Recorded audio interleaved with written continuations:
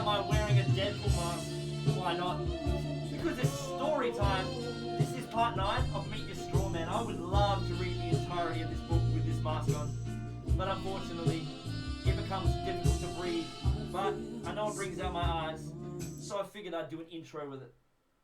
Let us commence the mask removal, the addition of the hat, and the commencement of freedom.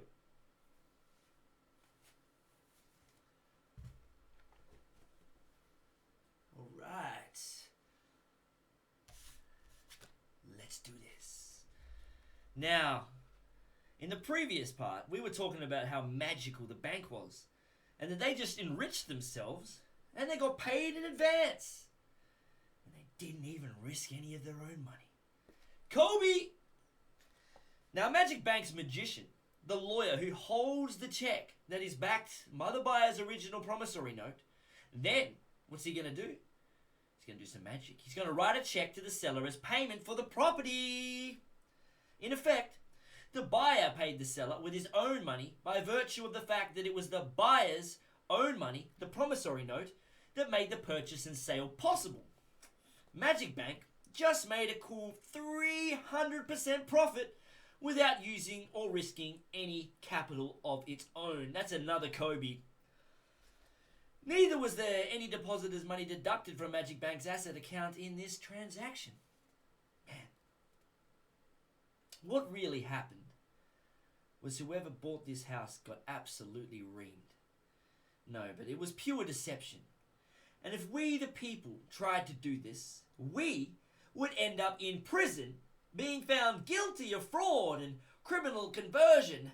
Yes, you criminal human. Not to mention that the property would have been seized by the courts. This is an outrage. It's only a crime, right? If we, the people, do it to each other. As it would be an indictable crime if we issued a check with no funds. There would not be any deal, no purchase and sale agreement because there is no valuable consideration. Sound familiar? Exactly. In order to decriminalize the transaction, we need Magic Bank and their cohorts to make the deal happen. It is really a conspiracy of sorts, but these persons, the banks, the lawyers, the land title officers, or even the courts do not consider the transaction as fraudulent transactions because these transactions happen all the time. All the time, human. We rip you off all the time. Such a contract is void ab initio, or void from the beginning, which means that the contract never took place in the fucking first place. Moreover, the good faith and fair dealing requirement through full disclosure is non-existent, which further voids the contract.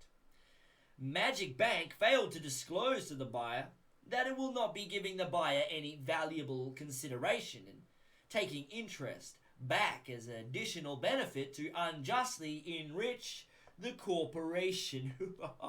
Humans, so stupid. Magic Bank also failed to disclose how much profit they are going to make on the deal.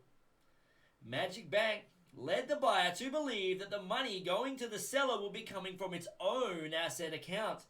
They lied because they knew, or ought to have known, that their own book or ledger would show that Magic Bank does not have any money to lend, and that their records will show that no such loan transaction ever took place. Well, fuck me. Their own book will show that there would be no debits from Magic Bank's asset account at all.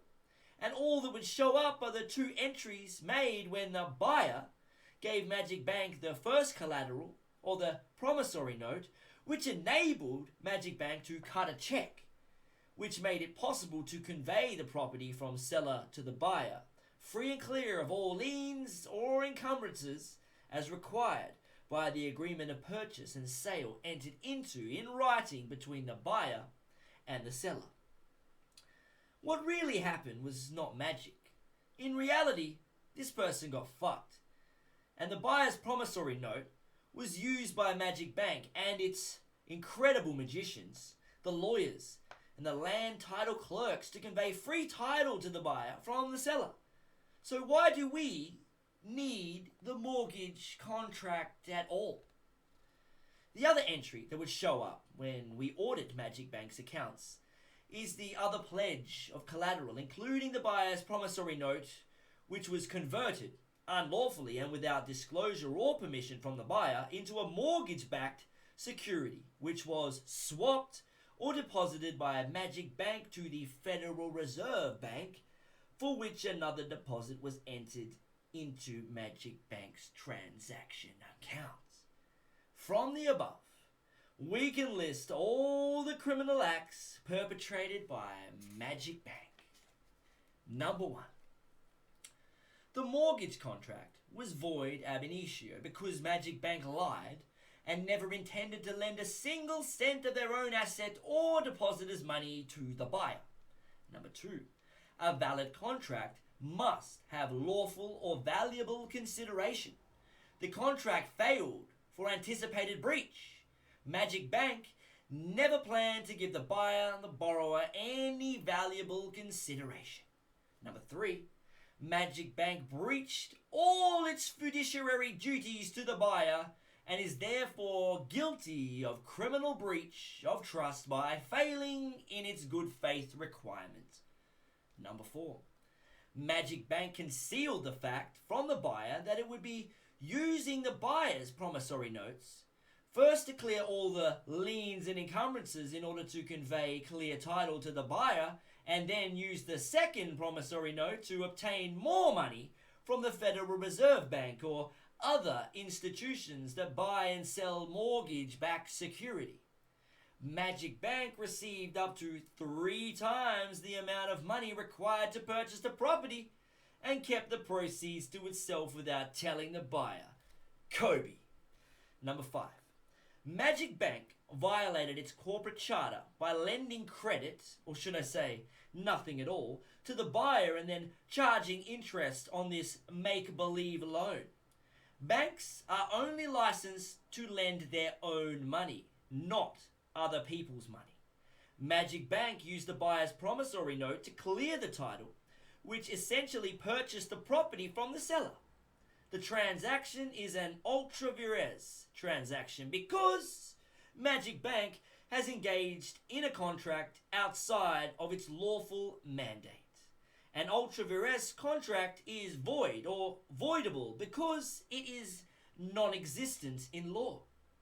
And finally, number 6.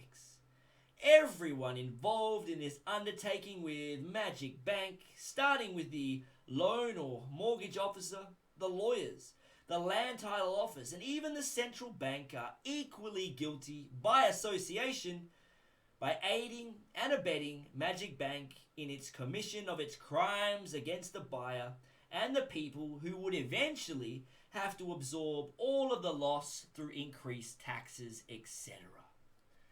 In the final analysis, Magic Bank and the others who profited from the ultra vires transaction are all guilty of unjust enrichment and fraud for deceiving the buyer and the people, and for acting in concert in this joint endeavor to deceive the buyer.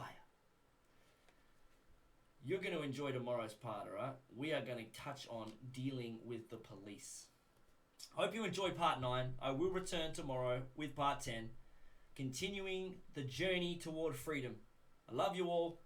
Let's get it.